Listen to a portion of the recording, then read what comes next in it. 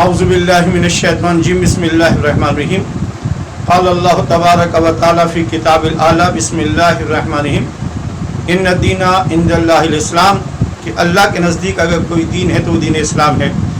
عزیزان گرامی، یہ دین اللہ نے اپنے نبی کے ذریعے ہم تک پہنچا اور اس پیغام کو پہنچانے کے لیے اللہ کے نبی اور اس کی آل نے جس قدر مشقتیں اور زحمتیں اٹھائی ہیں وہ بیان نہیں کیا جا سکتا۔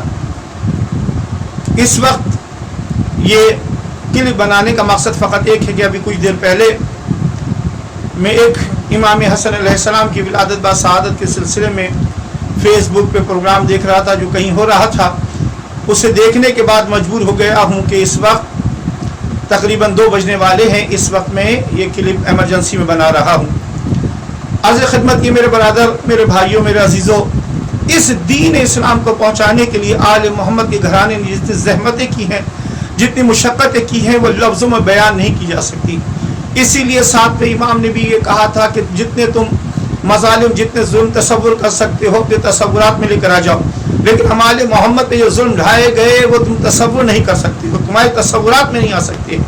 عزیزان محترم، آل محمد کے گھرانے کو دیکھیں، آل محمد کے گھرانے کے اندر آپ کو غم ہی غم نظر آئیں گی، پریشانیاں ہی پریشانی نظر آئیں گی، مصیبتیں ہی مصیبتیں نظر آئیں گی۔ ساری زندگی آل محمد روتے ہوئے چلے گئے۔ کچھ موقع آپ کو زندگی میں نظر آئیں گے کہ جہاں پر آل محمد مسکرائے خوش ہوئے ہیں۔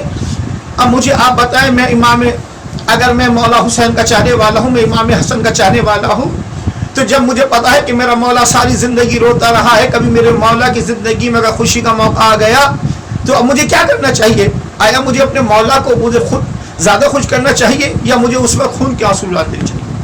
عزیزان گرامی، وہ ظلم ہم کر رہے جو یزید ہم کر رہا تھا، وہ ظلم ہم کر رہے جو شمر کر رہا تھا۔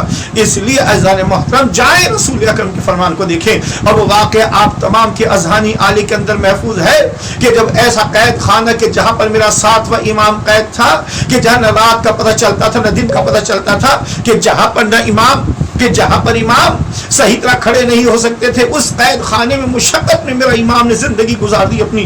لیکن جب امام کے چاہنے والے نے ایک بار امام کی مشقت اور پریشانی کو دیکھا اور قید خانے سے نکالا، اس لیے کہ تاکہ امام کو گھر میں آرام سے رکھے، اور جب وہ امام کو لے کر آیا ہے، رات ہوئی، اس کے پڑوس سے جب گانوں کی موسیقی کی آواز آئی تو امام نے اس سے کیا کہا، بھائی تم مجھے واپس قید خانے میں لے کر جا۔ تو اس نے کہا، مولا یہاں پر تو بہت آرام ہے۔ امام نے کہا، نہیں، اس جگہ سے مجھے کہیں زیادہ وہ قید خانہ عزیز ہے، کم سے کم وہاں پر اس گانے کی میوزک کی آواز تو نہیں آ رہی تھی۔ تو عزیزان محترم، یہ گانا، یہ میوزک، یہ وہ چیز ہے کہ جو 7واں امام اتنی مشقت کے اندر ہے، لیکن امام کو وہ اذیت محسوس نہیں ہو رہی، لیکن گانے کی آواز جب امام کے کانوں میں آتی ہے، 7واں امام تڑپ جاتا ہے۔ اے علی کے چاہنے والوں، اے منقبت پڑھنے والوں، اے علی کی حمد و ثنا کرنے والوں، تم مولا حسن کا جشن منا رہے ہو یا مولا حسن کے دل میں تم خنجر کھوپ رہے ہو؟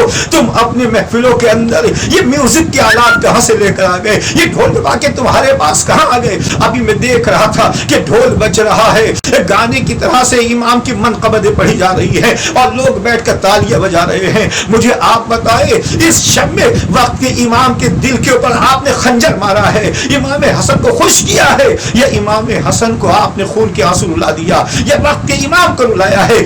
عزیزان محترم، آئے دیکھیں، کتاب میرے پاس موجود ہے کہ جس میں اللہ کے رسول کیا فرما رہے ہیں۔ اللہ کے رسول فرما رہے ہیں کہ خدا نے مجھے 2 جہانوں کے لیے رحمت بنا کر بھیجا ہے، اور مجھے حکم دیا ہے کہ میں گانا اور موسیقی کے آلات کو، بتوں کو اور جاہلیت کے آداب و رسوم کو ختم کر دوں۔ اللہ کا رسول اس لیے آیا تھا، یہ گانے کے آلات ختم کرنا، جاہلیت کے رسم کو ختم کرنا۔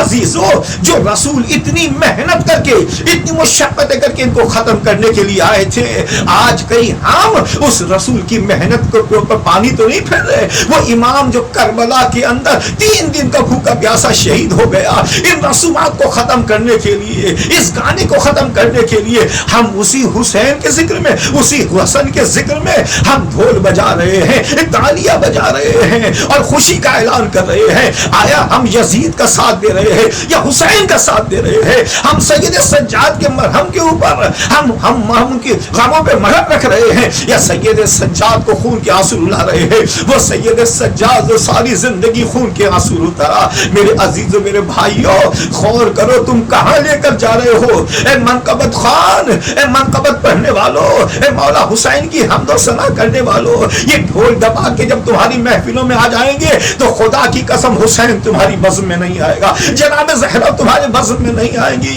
ہاں شیطان تو آ جائے گا، یزید تو آ جائے گا، شمعون تو آ جائے گا، حسین بن نبیل تو آ جائے گا، لیکن علی اکبر نہیں آئے گا، سید سجاد نہیں آئے گا، امام زین العابدین نہیں آئے گا، مولا حسین نہیں آئیں گے۔